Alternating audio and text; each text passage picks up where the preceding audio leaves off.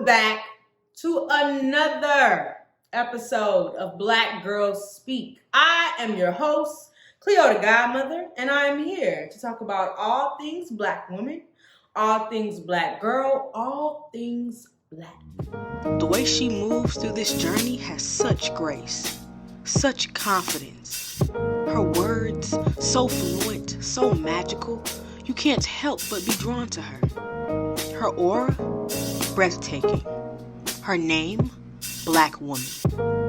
I am Chelsea Coleman, aka CleoDaGodmother, the creator and host of Black Girls Speak TV. And this is Black Girls Speak, a podcast for and about informing, uplifting, and empowering women of color across the globe. For starters, I want to touch on recent topics. So we're going to start with Kenneth Walker, the boyfriend of Breonna Taylor. You know, the police say that they said several times, it's the police. If they knock on the door and say who it was, we can hear them. It's dead silent. I know 1,000,000% sure that nobody identified themselves. So the next thing you hear, the door flies off the hinges. Are you feeling afraid? Definitely afraid. But I don't have much room to be afraid because I got somebody here that I got to take care of. So you hear the heavy knocking, and what do you do? So now at that point, we're getting up to put on clothes, make ourselves decent to answer the door. Then I grab my gun. We should also say you were licensed to carry the gun. For sure. That was the one time I had to use it. I mean, if it was the police at the door and they just said we're the police, me or Breonna didn't have a reason at all not to open the door and see what they wanted. We also have Ice Cube. You know, what I didn't hear is what's in it for us? What's in it for the Black community besides the same old thing we've been getting from these parties? What's in it for us, for real? You know, I didn't hear anybody mention a contract with Black America. And I don't know why, because it's one of the most comprehensive reform documents that's come about in a long time that could really address the problem. The way it look, they don't have a plan. Everybody's, talking about get Trump out, get Trump out, get Trump out. If you vote, that's going to happen on the first day. So now what? Trump out, now what? What? What do we get in the first 100 days? Who accepted money from Trump to develop a Black Trump platform called the Platinum Plan. Now, even though he said he would never endorse Trump, nor would he ever endorse a white man, which I thought, he accepted the Platinum Plan from Trump, which is a plan for Black America, whatever Black America is. And it has initiatives like neighborhoods with high policing standards and replacing failing schools with full school choice, whatever that is.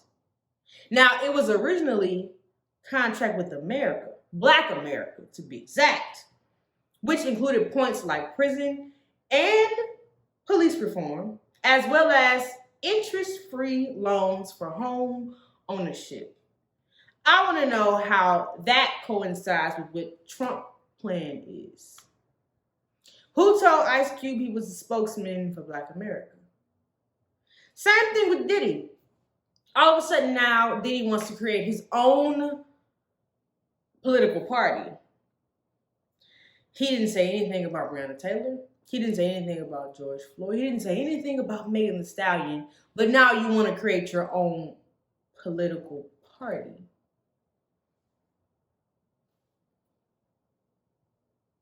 Do they not, well, not even do they. Does Ice Cube not realize that Trump is using him to get Black votes? Because, see, I was waiting on Ice Cube to get on this talk show that he was going to actually appear on, but he actually declined last minute and got on Twitter and tweeted how nobody should tell him nothing about what he's doing to help us. Okay. But would love to know what you guys think. So, in the comment section below, please express yourselves. I want to know how you feel about celebrities feeling like they're the spokespeople for Black America now. We've been needed help years ago. Now all of a sudden people want to help. And I'm not knocking it. You know that. I don't knock help. Help us. You know, we all deserve 40 acres and a mule, which we'll never get. But help us now, though. I just want to know what you guys think. Comment section below, please. I would love to have a conversation. Yes. But I just have one question. One very serious question. Breonna Taylor was killed in March of this year. George Floyd was killed in May of this year. But it took Breonna Taylor longer than it took George Floyd to get justice. Why does it always take so long for Black women to get justice? Because the sickening part about it is I know more names of Black men who were killed by the police than Black women. Why? Because we actually say their names. We actually make sure their names get said and heard. It's not the same for Black women. T-shirts were made for Breonna Taylor. Jokes were made for Megan Thee Stallion. And silence was given to the rest of them. So I just want to know why when Black women say we don't feel protected by Black men, it's a rebuttal. It's I do protect you. If you do, then why do I feel unprotected? 100 years ago was when women finally got the right to vote with the 19th Amendment, but Black women didn't. You see, it takes a Black woman 66 years to make what a white man will make in 40. So I have to work 26 more years than a white man to make what he makes in 40 years. And you mean to tell me that we're not held at the bottom of the totem pole? You mean to tell me that what Malcolm X said isn't still happening right now? I hope you all know who Shirley Chisholm is, but if you don't, let me introduce her. While young people beg for the attention of their president concerning our actions abroad, I would encourage them to speak out, organize for peaceful change, and vote in November.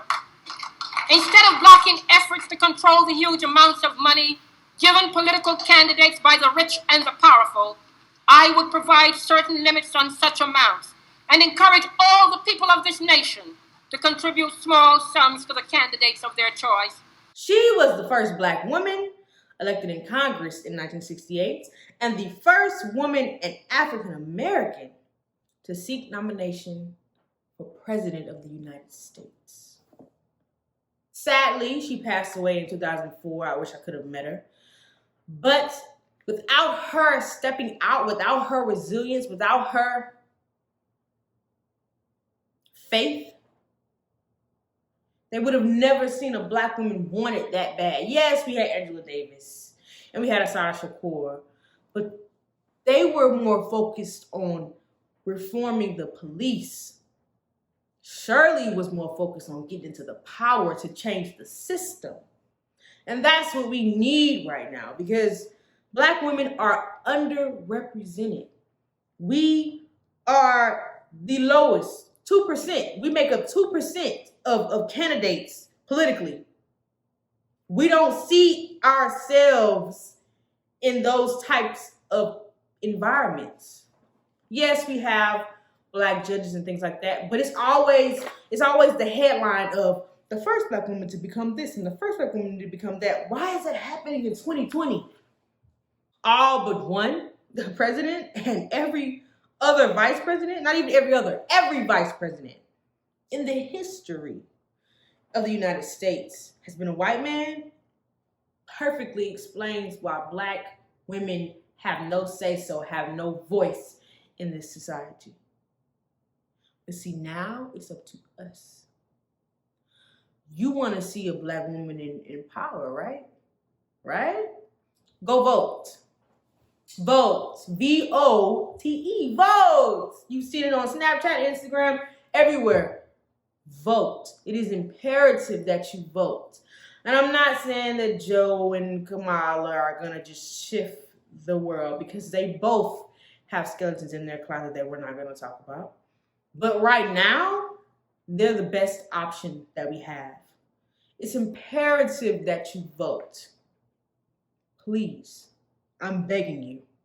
Black women are at the highest rate of homicides, at 4.4 homicides per 100,000 Black women. 95% of homicides of Black women had perpetrators who were Black men.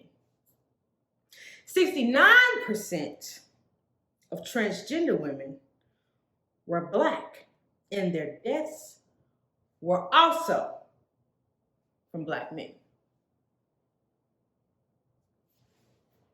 Protection. We don't ask for anything else but protection from Black men. And we don't mean just physical protection. We mean protection in the sense of you're on our side. We're fighting the same fight. We're together. We say Black men don't protect us, and Black men say, well, y'all don't protect us. Well, we go through shit too. Well, we all got trauma. We do. But when y'all are killed by the police, we are on the front lines. Breonna Taylor was killed. I didn't see one Black man on a video, on a mic, with a mic in their hand, screaming, say her name. Y'all tweeted it though, but y'all only posted it for validation. It wasn't real. But I'm gonna tell y'all a little story. I'm gonna take y'all back to December of 2019. Khalil Wheeler Weaver, a Black man, was convicted of killing 3 Black women and the attempted murder of a 4th one in the span of 88 days. And all 3 of these Black women were killed through sexual arrangements, through hookups. So I'm going to say her name.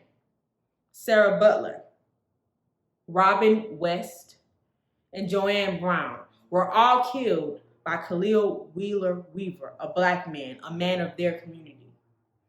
And the most, excuse my French, the most fucked up part about it was the fact that the prosecutor said that Weaver believed that the disappearance and death of the women would go unnoticed. Mistakenly believed that they were anonymous people on the margins, whose disappearance and ultimately their death would not matter. This team assembled here today proved otherwise. Wheeler never admitted to killing the women. He's expected to be sentenced in January. A Black man, seeing how the world operates, seeing how Black women are killed and kidnapped and missing and nothing happens, unconsciously knew, if I kill this Black girl, it'll take them about a month or 2, maybe a year to find her. And I'm going to be good by then. So I'm going to keep killing more and killing more and killing more. If he felt like the disappearance and death of these women would go unnoticed, he had more planned than just those 3. Believe that. It's sickening because he was a Black man. When I read this story, it made me sick. How could you kill 3 of your sisters? if you're going to have a rebuttal to me saying we don't feel protected, make sure it's facts. Make sure what you're saying has substance. Make sure you're not just saying something so you can defend yourself because you know that you're a part of the problem. Misogyny plays a really big role in the relationship between Black men and Black women. Because Black men are mistreated by every group of society. And they turn their aggression on us. Because they inherently believe that we are below them. Because in society, we are. We're at the bottom of the totem pole. They are violated by white men, by white women. They are killed by white men, by white women. And yet, we still get the backlash, the bottom of the barrel, the nothingness that comes from those actions. We are violated by the same men that we protect. Something is wrong. And I'm not saying that Black women are perfect, because we're not. There are Black women who intentionally hurt their sons because their sons remind them of their father and their relationship didn't work out. There are Black women who didn't want children and had kids and had a son and didn't take care of them. There are some Black women who are the reason why there are Black men out here who don't nurture and protect and care for Black women, because they never got love from a Black woman. So they don't know how it feels. And when they get it, they either run from it or they turn it into pain, into struggle. They make it different. So I'm not here to say that Black women are perfect, but I am here to say that Black women deserve protection, because we protect y'all, and y'all can't say that we don't. We feel compelled to neglect our own healing, our own personal afflictions, because of our devotion to the wellness of our community, to our children, to our family, to our brothers, to our sisters. We neglect ourselves on a daily to uplift someone else. We neglect how we feel about men on a daily when it comes time for speaking out against police brutality. But what we fail to realize is Black men are also our oppressors. I want to include a clip of James Baldwin and Miss Giovanni as they sit and discuss the relationship between Black men and Black women. If I love you, I can't lie to you. Of course you can lie to me. And you will. If you love me and you're going off with Maddie someplace, you're lying to me. Because what the hell do I care about the truth? I care if you're there. What Billie Holiday say, hush now, don't explain. All right, I accept that. Of course you lie to me. And I don't even want to care. What does the truth matter? And why are you going to be truthful with me when you lie to everybody else? You lied when you smiled at that cracker down the job, right? Lie to me, smile. Treat me the same way you would treat him. I can't treat you the way must. I treat him. You must. Because I've caught the frowns and the anger. He's happy with you. Of course he doesn't know you're unhappy. You grin at him all day long. You come home and I catch hell because I love you. I get least of you. I get the very minimum. And I'm saying, fake it with me. Is that too much of the Black woman to ask of the Black man? For 10 years, so that we can get a child on his feet that says, yeah, father smiled at mother. The world systematically emasculates Black men. Black men are the highest group to be killed by the police, to be unemployed, and to be incarcerated. That is 3 stressors. 3 external stressors that are placed on Black men. So of course, they're going to take their frustrations out on us, but we're not the reason why. So why do we get the bottom of the barrel? The Black community becomes subjects for their pain. But see, we have yet to create a safe space for Black men. We have yet to create a safe space for Black women, because when we express ourselves, they make us feel like we're crazy. They make us feel like what we're saying is irrational. They make us feel like how we feel isn't real. And that's because it doesn't accommodate them. It doesn't accommodate the white man. It doesn't accommodate the white woman. So of course they're gonna dismiss how we feel, because It doesn't match up to what they believe us to be. But patriarchy confirms that men will always be inherently superior. And I don't like patriarchy. I don't like how white men have created this system to where they get the top and whoever is under them gets whatever is left. You know, whatever is left, whatever happens, whatever falls out is whatever y'all get. But black men and women become an accomplice to the way they break us. Instead of us taking that pain and turning it into motivation and turning it into ambition and power, we take it and we put it on everybody else. We can't blame patriarchy because we all suffer from post-traumatic slave syndrome. We all are still feeling what our ancestors felt, just more modernized.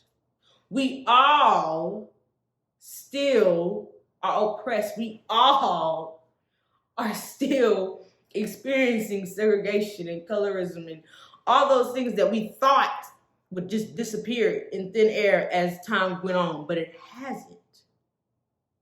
But I want to talk about Dave Chappelle's special, 8 minutes and 46 seconds. And his special was phenomenal. I'm not going to say that it wasn't. Because he talked about Black issues and police brutality and things of that sort. But what made me question it was the fact that he only spoke about Black men. He didn't speak about Black women. As if Black women don't get killed by the police either. I saw on social media that when Black women were saying that they didn't like that, Black men were like, what's wrong with it? So we decided to hashtag say her name to women who we know were killed unjustly by police. And instead of Black men either overlooking it or being on our side, they decided to post hashtag say his name. An indirect way to completely dismiss the fact that Black women have also lost their lives to police brutality. Dave Chappelle failed to mention Black women.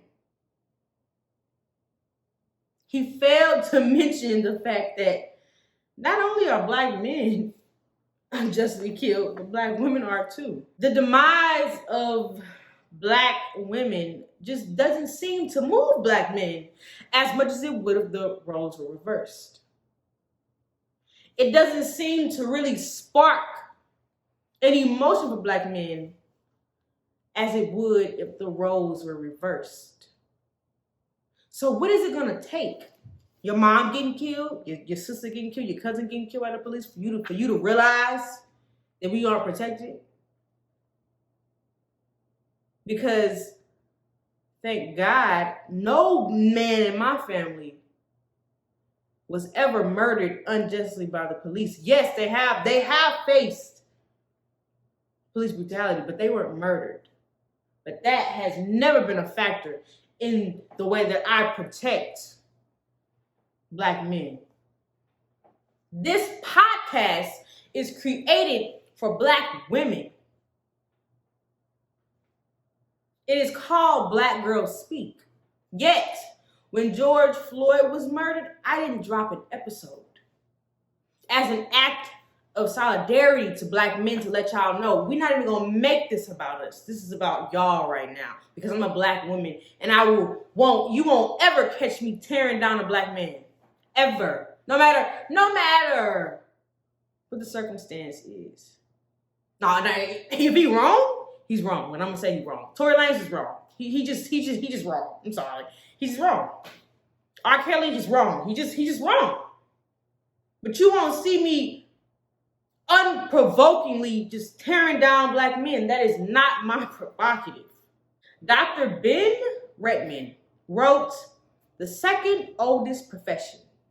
And this book was all about the abuse of women and how men who are haters of themselves inflict that hatred and bitterness on to women. Now, it's said that black men and white men who are cowardly, who are lame, who are timid and shy and don't know how to be strong, instead of getting their own confidence, they break down a woman's. Instead of being strong, they make a woman feel weak to feel strong. And by reading that, it also made me think about a conversation I had with one of my friends. And me and him were talking about abuse and manipulation in relationships. And he brought up this term to me that I didn't know what it was. And it's called the Stockholm Syndrome. And the Stockholm Syndrome is basically when the victim of abuse creates a bond, creates a sense of trust, creates a sense of affection with the abuser, not realizing that the abuser is abusing them. They think that it's love, that they think that it's what's supposed to be happening. And I think that that greatly explains the relationship between black men and black women. We think that it's okay to accept pain from black men because we just know that they go through it. And yes, they do, but we do too. Who's gonna save us when we need saving? Who's gonna nurture us when we need nurturing? Who's gonna care when we can't care? Without black women, there would be no black man. We must have this ongoing conversation about the balance between the give and take of a black woman. And men must hold themselves accountable by accepting their contributions to the issues and changing their behavior and helping protect us. There should never be a rebuttal when we say we don't feel protected. There should be action. Oh, you don't feel protected? Okay, tell me how I can help. Instead of saying something that doesn't even fucking make sense to what the fuck was just said. And I will say it again, as I will keep saying. Black men will never get the respect, the honor, the decency that they deserve until they give those same things to black women. Now, as you guys know, I always have a song of the week and a book of the month. The song for this week is For Women by Nina Simone. I love her. This song is literally her explaining the 4 stereotypes of women. And I think it's the most beautiful thing ever because it's a song, not a poem, not an article. It's literally a song. So you're going to feel exactly what she's saying. The song will be in the description box below. The book of the month is The Bluest Eye, written by Toni Morrison. Lord rest her soul. This book is amazing. I've read it and it speaks so closely to me because this story is about a black girl, a young black girl, who just wants to be beautiful. She's dark, she got curly hair, she got brown eyes, and during her time, people pick on her. And so in this book, she's literally just finding ways to be faithful to herself and to always remind herself that she's beautiful no matter what. Black women, this is the book you want to read. It will be in the description box below. Episode 7, Respect Black Women, will be the last, I hate saying it. It will be the last episode for season 1 of Black Girls Speak. So get ready. Well, that looks like all the time we have for today. I hope you enjoyed this episode. I hope it was insightful and informational. And I hope that it made you think. So, as I always say, always choose love, always choose yourself, and always keep it G. Love and lights. I will talk to y'all in the last episode.